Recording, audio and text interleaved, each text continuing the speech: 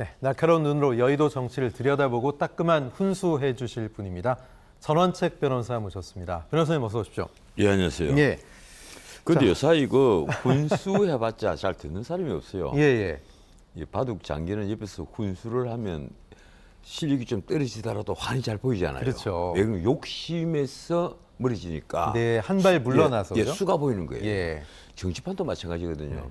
직접 그 발을 담그고 있으면 보이지 않는 것이 한 발만 떼서 가만히 관찰해 보면 네. 아, 이 친구는 왜 이런 소리를 하고 이 친구는 왜 이런 소리를 한다. 그리고 이 친구 이러지 않고 좀 저렇게 했으면 좀 더 예. 득점을 할 수 있을 텐데 예. 하는 것이 보이거든요. 잘 보이실 거 아니에요, 예, 변호사님. 그 여의도 대통령부터 정치도. 시작해서 예. 야당 의원들까지 다 마찬가지입니다. 네. 왜 저 친구가 저런 바보 같은 짓을 할까 이러는데 꼭 끝에 가면 그런 바보 같은 행동으로 인한 그 어떤 뭐라고 할까 그런 이제 마이너스 점수를 받게 되는데 예. 또 막상 그 상황에 빠지면 헤어나지 못하는 것이 정치판인 것 같아요. 예, 지금 당선 1년입니다. 점수 이게 한번 매겨 주시죠. 저는 그 뭐 다른 지상파 가서 70점을 줬습니다. 네. 왜 70점을 줬는가 하면 예. 이 개혁 로드맵을 인수위 때부터 만들지를 못했다. 쉽게 말하면 비전을 제시를 해주지를 못했다. 네. 다만 과거에 문재인 정부 때 엉망진창으로 돼 있는 모든 이 공공 부분 이것을 지금 바로잡고 있는 중이니까 네. 70점은 줘야 되겠다.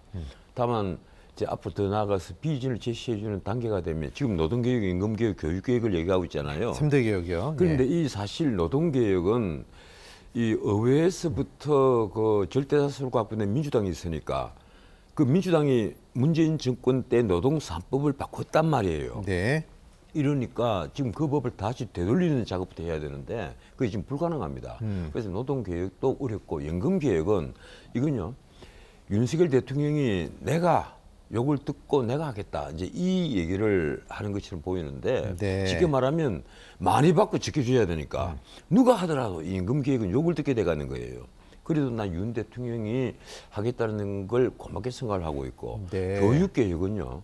나는 이게 아직까지 윤 대통령께서 방향을 제대로 못 잡고 있는 것 아니냐 이런 생각을 합니다. 예, 지난번 학제 개편도 그랬고 예. 좀 어리둥절한 장면들이 나왔잖아요, 몇 번. 예, 우선 이게 교육 계획에 있어서 필요한 것은요. 과연 이 학교의 평준화 문제 이걸 어떻게 대처할 네. 것이냐.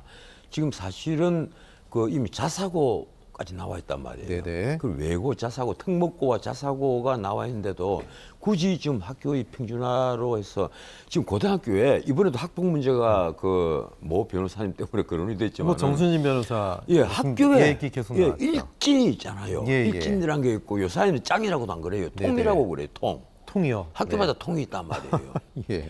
이런 상황이 있는데 이걸 언제까지 방치할 것이냐. 그럼 네. 지금처럼 사교육이 가계를 위협하는 수준. 지금 우리나라 가계에서 옛날부터 이제 가령 주거비, 의료비, 통신비, 그다음에 사교육비 이랬는데 지금은 주거비 다음에 사교육비예요. 그렇죠. 주거비, 사교육비, 그리고 의료비, 통신비란 말이에요. 이래서 이게 4대 비용 속에 들어가는 사교육비를 언제까지 방치할 것이냐. 네. 결국은 공교육이 무너지니까 사교육이 팽창을 하는데 예. 이 교육계획에 대해서 프로그램을 제대로 인수위 때 만들지 못했다. 네. 그러면서 교육부 장관 하나 제대로 뽑는 것 자체가 너무 어려웠잖아요. 그래서 이조 장관도 상당히 어렵게 예. 그 뽑았잖아요. 이조 장관도 MB 예. 때 장관이고 그렇죠. 이분도 사실은 원래 경제학을 하신 분이고 예. 이 청와대에서 교육문화사회 수석을 하면서 교육에 비로소 발을 들여놓으신 네, 분인데 네. 이분을 다시 그 불러서 교육을 맡겨야 될 정도로 인재를 찾지를 못했느냐. 예. 그 점에 있어서는 저는 좀 황당해 보이기도 하고 그렇습니다. 어떻든 예. 지금 윤석열 대통령이 계획을 할 게 너무 많은데 이렇습니다. 지금까지는요. 윤 대통령이 핑계거리가 있잖아요. 네. 취임하자마자 이 3고 현상을 맞았거든요. 고물가, 예. 고환율, 고금리. 그런데 거기서 고물가는 사실은 우리 정부가 통제를 할 수 없는 범위 밖이에요. 국제적인 현상이었죠. 그렇죠. 네. 에너지를 100% 수입하고 예. 곡물을 80% 수입을 하니까 그리고 우크라이나 전쟁이 당장 끝날 것 같지도 않고 예. 이런 통제 밖이란 말이에요. 이런데 그러면 앞으로도 전 정부 탓을 하고 그리고 3고 현상이 우리가 통제 밖이다 이런 핑계거리를 댈 수 있을 것이냐. 가령 미국이 금리를 계속 올리는데 우리는 따라가지 못하는 이유는 뭡니까? 쉽게 미국은 좀 말하면 더 올린다고 하더라고요. 예, 네. 예. 우리나라는 이미 예. 그 코로나 때 문재인 정부가 선진국 타령을 하면서 재정으로 모든 걸 다 풀어버렸잖아요. 재정이 국가의 이 중앙 정부의 채무가 그래 국가 채무가 600조 되던 것을 1,050조로 만들어 놓았단 말이에요. 전 정권 몇 년 정권이 몇 대 정권이 졌던 국가 채무를 문재인 정부가 한꺼번에 다 일으킨 거예요. 네. 무려 460조를 채무를 더 일으켰습니다. 그래서 1,050조를 만들어 놓고 나가는데 문제는 그것뿐이 아니에요. 가계부채가 문재인 정부 초기에 1,000조 남짓했던 가계부채가 1,300조, 400조 됐죠. 그 가계부채가 문재인 정부 마칠 때 1,900조가 됐습니다. 예. 그중에 자영업자들이 지고 있는 부채가 900조예요. 그래서 지금 우리는 금리도 마음대로 못 올립니다. 금리를 올리면 네. 이 가계부채가 뇌관이 되어버린단 말이에요. 이러니까 윤석열 정부로서는 답답하죠. 지금 네. 추경호 기재부 장관이 가장 머리가 아플 거예요. 이거 어떻게 해야 되나. 이쪽을 막으려고 하면 이쪽이 터질 것 같고 이쪽을 또 막으려고 하면 이쪽이 또 위험해지니까. 그래서 뛰도 그것도 못하는데 지금 세계 경제는요. 예. 미중 경제 전쟁이 붙으면서 지금 반도체 같은 경우는 미국도 아군이 아니에요. 우리 적이단 말이에요. 그렇죠. 미국이 IRA법이나 반도체를 통해서 우리를 계속 압박하고 있잖아요. 우리나라의 반도체가 우리나라 먹거리의 3분의 1입니다. 네. 이 방송 보시는 분들이 참 제 말씀 들으면 답답해지겠지만 저도 이런 우리나라 경제 분석을 쭉 해보면서 늘 답답해지는 거예요. 이거 어떻게 해야 하느냐. 탈출구가 예, 보이지 내가 않는다. 대통령이라도 네. 방법이 없다. 그럼 윤 대통령은 정말 얼마나 머리가 아프겠어요. 예. 나는 윤 대통령이 정말 이게 머리가 아플 것이다. 지금은 대통령 된 걸 후회를 하고 있을지도 모르겠다. 그런데도 이번에도 보면 전당대회에 나가서 어퍼컷 세리머니를 하는 걸 네, 하더라고요. 보면서 예. 아, 그래도 용기를 갖고 있구나. 그러니까 앞으로 나아질 것이다. 그런데 문제는 예. 그렇습니다. 앞으로 1년간은 이제는 핑계거리가 없는 거예요. 지금까지 1년은 문재인 정부 핑계를 댈 수 있었는데 앞으로 1년 계속해서 문재인 핑계 못 대잖아요. 네. 왜 그런가 하면 대통령은 이슈를 만들어낼 수 있는 권력이 있는 자리입니다. 대통령이 가령 야 우리 노동계획 합시다 이러면 예, 예. 국회에서 절대 다수 야당이 있지만은 그래도 모든 언론이 노동계획에 포커스를 맞춰주는 거예요. 예. 그런 이슈 메이커란 말이에요. 네네. 이슈를 만들 수 있는 능력을 가진 대통령이니까 이제 본인이 앞으로 1년간의 책임을 져야 될 겁니다. 예. 그래서 이번에 전당대회가 끝났지만 앞으로 1년 뒤에 나는 이런 생각을 해요. 지금 김기현 대표가 들고 있는 잔이 가령 축배가 될 것이냐, 이 독배가 될 독이 든 것이냐. 성배일지. 예, 난 이거 1년 뒤에 봐야만 한다. 야, 지금 취임, 네. 앞으로 1년간은 이 핑계거리를 네네. 예, 민주당에 못 돌립니다. 예. 문재인 정부에 못 돌린단 말이에요. 예. 이러니까 앞으로 정말 중요한 1년이 남아있다. 이런 예. 생각을 합니다. 소위 전 정부 탓을 이제는 할 수 있는 기한도 없다. 더 이상 없죠. 앞으로 1년 중요하다 예. 말씀이신데 그렇다면 1년 국민들은 어떻게 지난 1년을 평가했을까요? 지금은 어떨까요? 자, KBS 여론조사입니다. 자, 지금 뭐 긍정이 28% 지난 8월, 작년 8월이었는데 점점점 만만한 상승을 그리다가 대선 1년 여론조사에서 40%대로 드디어 진입을 했습니다. 부정평가가 55.9, 긍정이 40.4.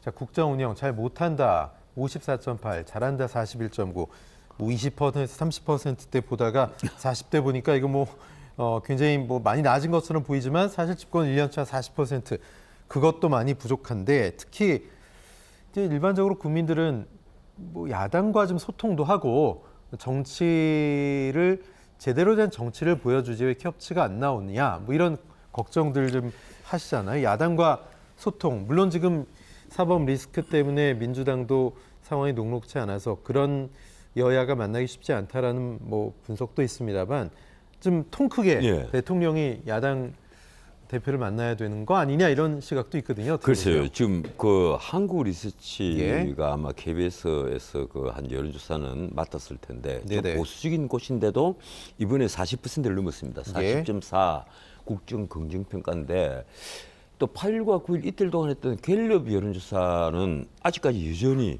국정 긍정 평가가 34%인가밖에 네. 되지 않습니다. 그리고 예.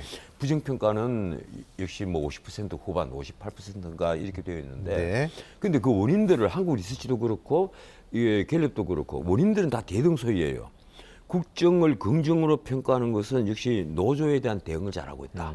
지금 이제 노동개혁을 시작을 하면서 그 가령 노동 유연성 문제라든가 생산성 문제를 직접 그 윤석열 정부가 타치를 못합니다. 예. 대신에 노조가 갖고 있는 장부, 우리 국민 세금 지원하니까 장부 다 밝혀라. 예. 그리고 특히 건설 노조, 이 건폭이라고 그러죠. 그 처음 나온 말이에요 이번에 예.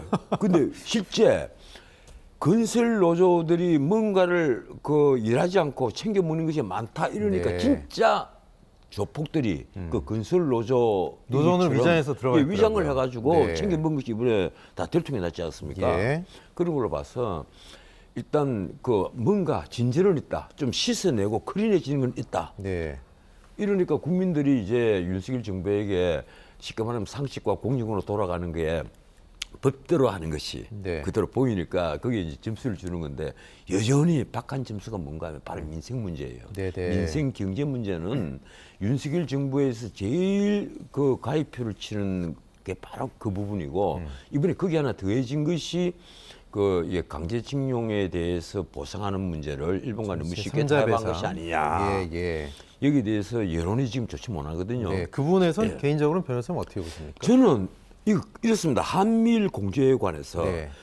앞으로 개선할 수밖에 없다. 예. 일본과 손잡을 수밖에 없다. 한미일 이 공조에 대해서 뭐 그런 대의엔 동의하시는 거죠, 그죠? 여기는 우리 국민들이 그냥 네네. 70% 이상이 다 박수치고 다 동의를 해요. 싫어도 예. 같이 가야 되니까, 그죠? 예, 그런데 묘하게 이거 강제징용 문제가 나오고 그리고 위안부 문제가 나오면 네. 우리 국민들은 왜 일본에 우리가 굽히고 들어가느냐. 계속해서 진정한 사주를 받아야 한다.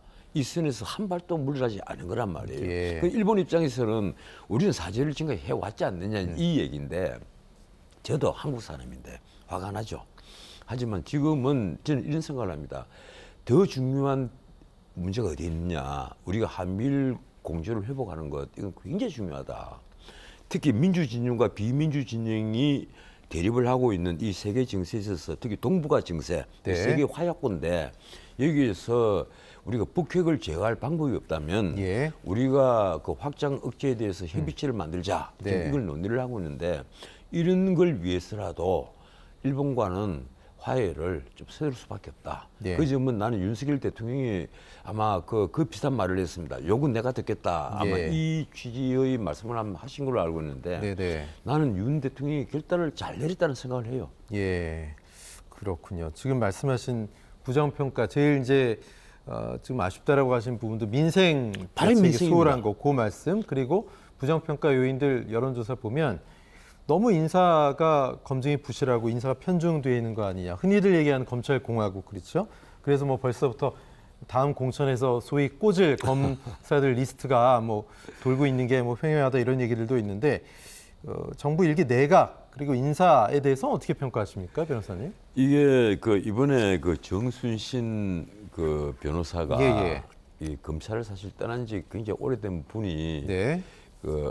참 정순신 변호사는 오래 안 됐습니다. 네. 제가 듣고 다르구나 좀 착각을 했는데 정순신 변호사 그 학폭 문제가 터지면서 그게 또 논란이 됐죠. 그런데 대통령실에 가장 힘센 자리 7군데 전부 다 검찰 출신이 있다. 네. 검사 출신이 앉아 있다. 인사 담당관부터 다 예. 검사 출신이다. 그리고 장관급 인사가 8명 아니면 9명, 뭐 1명까지 포함을 시키면 9명으로 보이는데 다 검사 출신이다. 우리나라 요직은 다 검사들이다. 내 전에도 한 말씀 드린 것 같은데 조선일보 주필 칼럼에 양상훈 주필 칼럼에 그런 게 나왔습니다. 네. 다음 총선에 검찰들이 국회의원 후보로 다 꽂혀 들어갈 거다. 제목이 그렇게 붙은 거예요.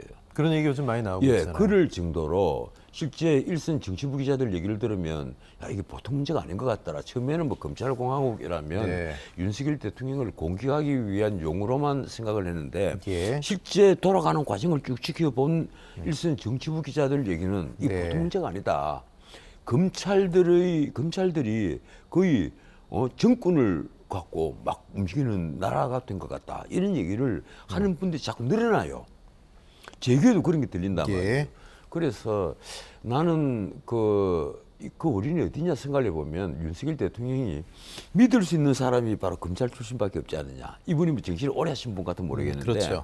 이분은 정치를 시작하자마자 처음 한 선거에서 대통령 후보가 됐고 두 번째 한 선거에서 대통령이 되어버린 분이에요. 뭐 인재풀이라는 게 본인이 예. 오래 몸담았던 검찰밖에 없다. 그 외에는 네네. 전혀 없는 거예요. 예. 본인이 알고 있는 사람이 검찰 출신이고 그리고 서울법대 출신이고 이런 서운함. 사람들밖에 없는 거예요. 예. 그러니까 서운함이 나온단 말이에요. 네네. 자기 주변에 가장 가까운 사람들. 예.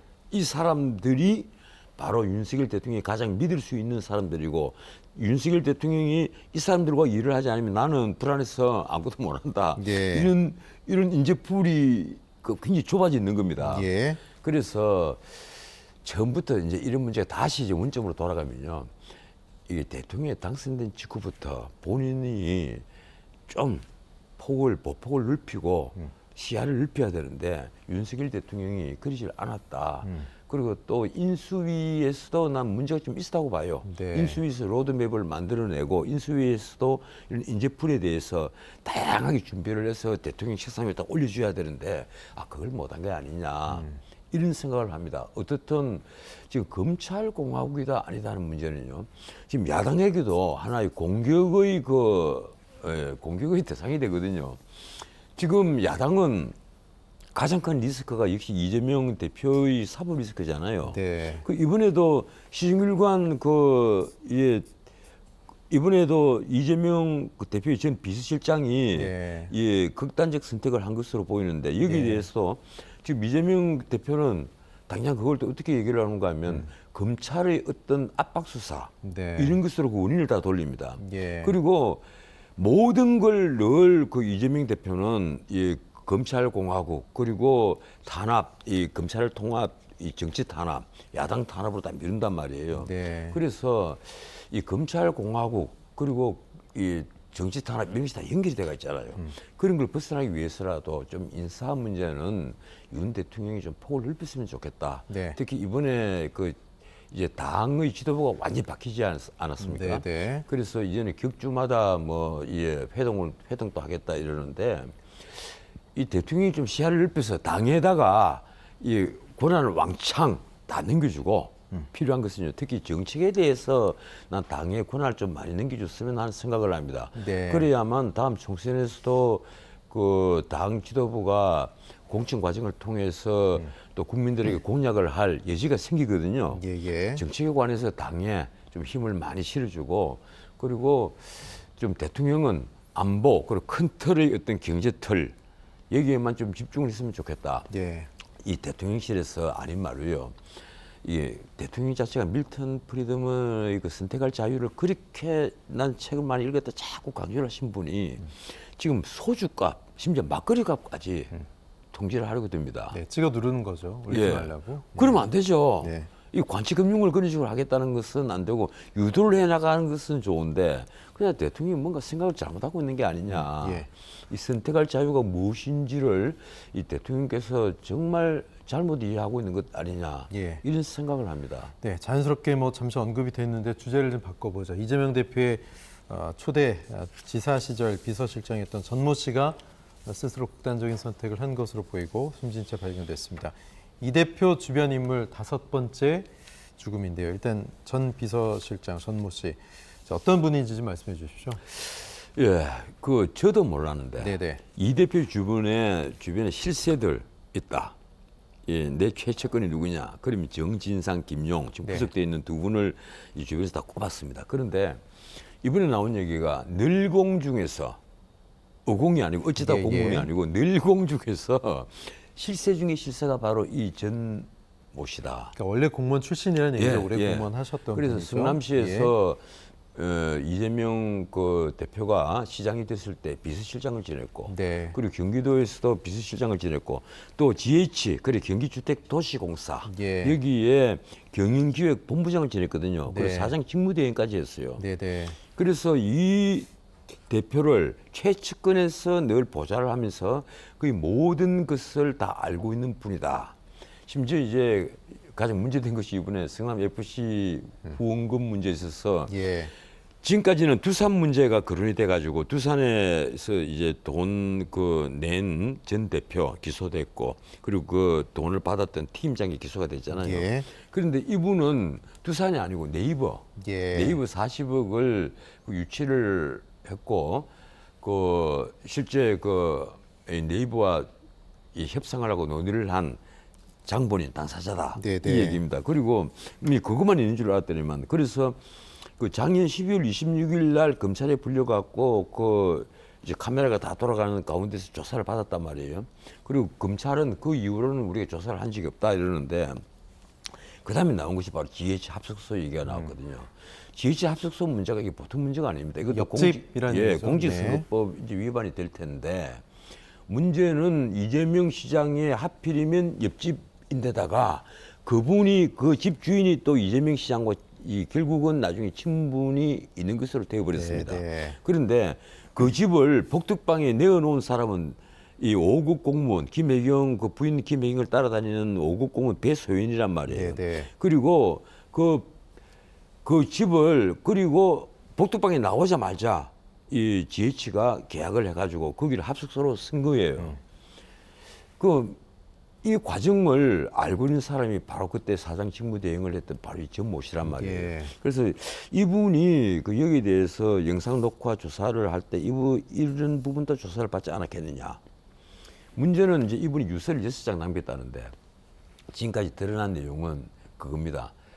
이 대표님 다 내려놓으십시오. 네. 그러면 그 말이 오늘 신문마다 쫙 보도가 됐는데 예. 그 말이 나왔을 때는 나머지 세부적인 내용들이 거기 반드시 있기 마련입니다. 네, 네. 그런데 가족들은 그걸 공개를 하지 않는다는데 지금 국민적 의혹이 대상이 되어버리면요. 심지어 이 사법당국에서는 이 부검을 해야 된다. 이렇게까지 얘기가 나오고 있거든요. 유족과 그건 이제 협의를 해야 되는 부분이니까. 그래서 지금 최소한 유서만은 빨리 압수를 해서 이걸 그 당국에서 어느 정도 확인을 한 다음에 국민적 의심을 들기 위해서라도 공개를 해야 되는 것 아니냐. 필요하다면 공개를 해야 되는 것 아니냐 이런 생각이고 네. 어쨌든 이분이 5번째 죽음입니다.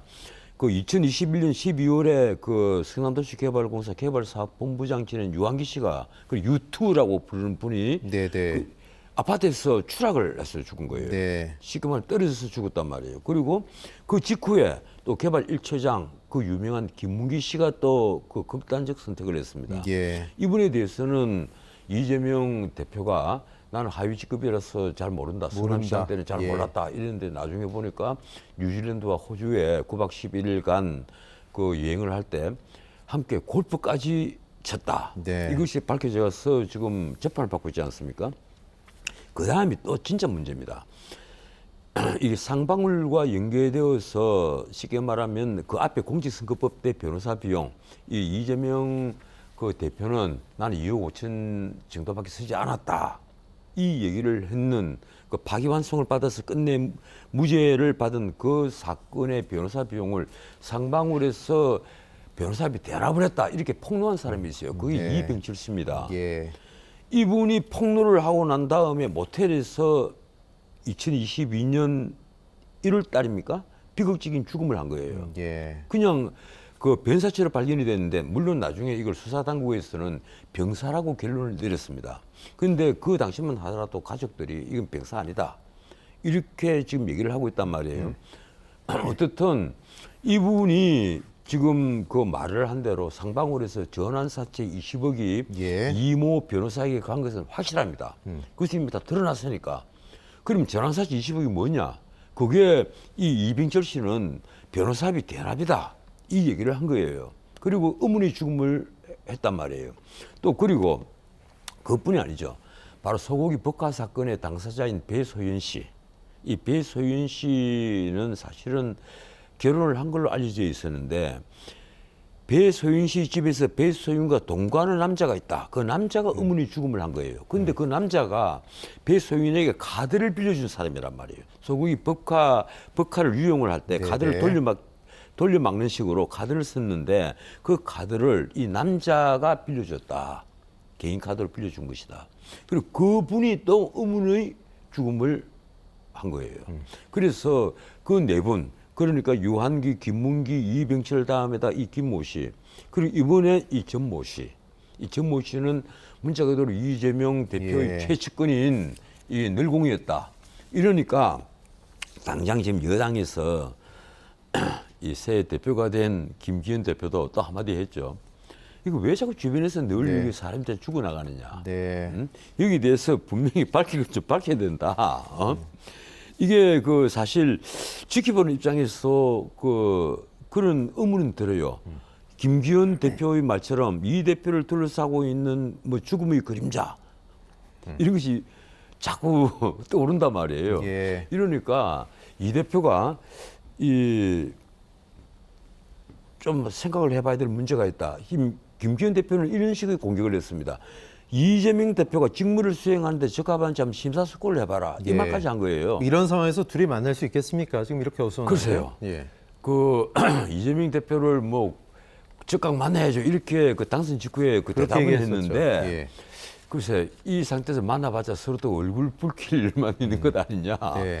지금 윤 대통령에게 이재명 대표가 자꾸 영수회담하자 막 이러잖아요. 예. 그 윤 대통령이 이제는 왜 못 만난지를 거의 대통령실에서 노골적으로 얘기를 한단 말이에요. 네. 우리가 지금 검찰에서 이 소환 조사를 받고 있고 재판을 받고 있는 이런 그 파렴치 범죄, 그 범죄의 그 형이 정치범이 아니고 거의 수많은 파렴치 범죄로 연결이 되어 있습니다. 뭐 배임죄니 뭐니 온갖 파렴치 범죄들 이런 이 정치 지도자하고 어떻게 만나느냐.